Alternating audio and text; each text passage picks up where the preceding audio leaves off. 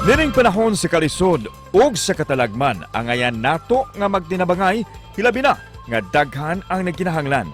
Apan adunay pipila ka mga tao nga mapahimuslanon sama na lang sa pagpaburot sa presyo sa mga paladiton. Ani ay usa ka tindero og tubig ug kandila nga bisan sa ilang kahimtang wa gyud mo pahimos sa higayon nga mopataas sa presyo sa ilang baligya kay nasayod siya nga daghang mga tao ang naglisod ilabi na nining panahona. Ug ang iyang gipakitang kaayo, daghang mga netizens ang midayeg kaniya. Tara, ato siyang ilailahon nining buntaga dinhi lang sa GMA Regional TV Live. Kapuso, nag-viral ni siya karong bag-o gumikan sa iyang matinud-anon nga pamaagi sa pagpamaligya atong makauban rog buntaga candle ug tubig vendor Michael Monternel. Mayong buntag, Michael. Welcome sa programa. Unsa din imong baligya, Michael? Pag una gina kong kanang baligya is kandila pa to siya kay mahal mo kitong kandila sa outback. Nakunauna ko nga dili man ni maayo. Mato nang umpra ko barato. 4 tong kuha to niya. Gibaligya na ko siya tag 5 kay nala ko piso usa. Yang uban kay tag 15 man to. Mato baligya na ko tag 5 ay which na urot. Pagkasunod kay nihit na kay tubig ato mga pila na kadlaw like pag sugod na mga December 19 nihit na kay tubig. Ya, mga baligya sa uban kay tag 30 mura sa og nalain niya. Salamat sad nga naini ko anak ko nga iya kong gibaligya og tubig nga tag Gis. Ya kato nga tubig is wala na lang ko nagpapatong Gis sad akong baligya to kay para sad makatabang ko sa magiuhaw niya. Mato pagpaligya na og Gis niya ana tong uban nga dungdung i 30 lang na dong kay para patas tatanan. Mahalin ra bitaw gyapon na.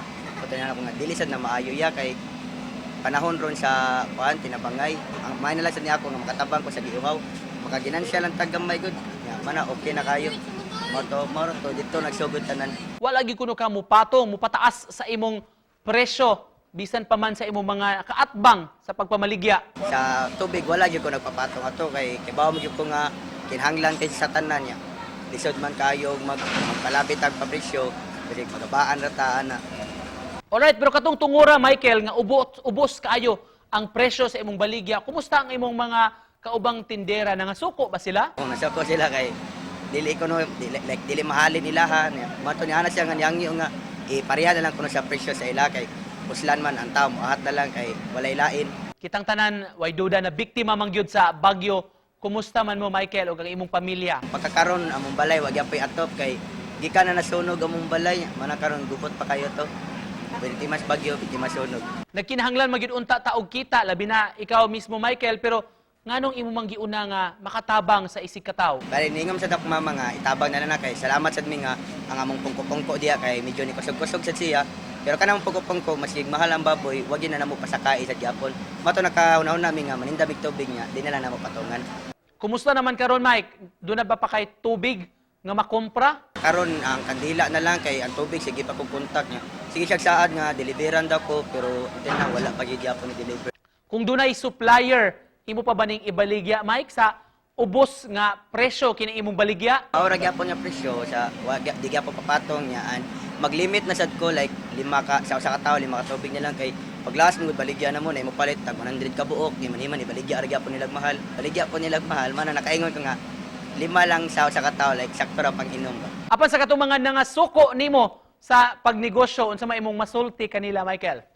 Panahon gid ron sa tinabangay, di ron panahon sa negosyo, sagdi lang ko ug mao ni ako importante iya lang tanan niyo makatabang lagi ginagmay. Kung kita tanan magtinagbang balag ginagmay, ang kanang ginagmay mahimo ginandako kung kita tanan magtinabangay. Unsay reaksyon nimo, Mike? Nasayod ba ka nga nag-viral kato imong post? Lagi na shock sad gani ko nga wala ko signal ato buong ko nang ano ko silingan niya, uy viral na ko nagkamato pag tan-aw sa Facebook, bato na shock na. Unsa may purpose nimo, Mike, kanong imong gi-post man to sa Facebook? Gipost to na ko like para pag-amgo sa uban nga pareha na ko nga naninda nga dili unta magpasaka sa presyo magtinabangay la tatanan. Kay sige tag post nga bangon Cebu nya man ang tubig niyong baligya porting mahala usahan pagbangon. Og agig panapos, Michael, unsay mensahe nimo sa mga pareha nimo nga nagnegosyo rong panahona?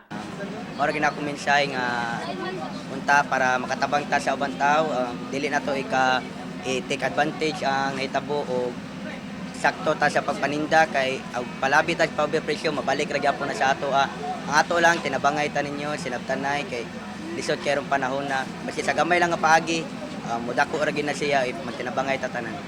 Alright, daghan kay salamat sa pag-uban kanamo rong buntaga Michael og bilib yun kay mi sa imong kaligdong mga kapuso, candle ug tubig vendor dinhi sa Sugbo, Michael Monternel.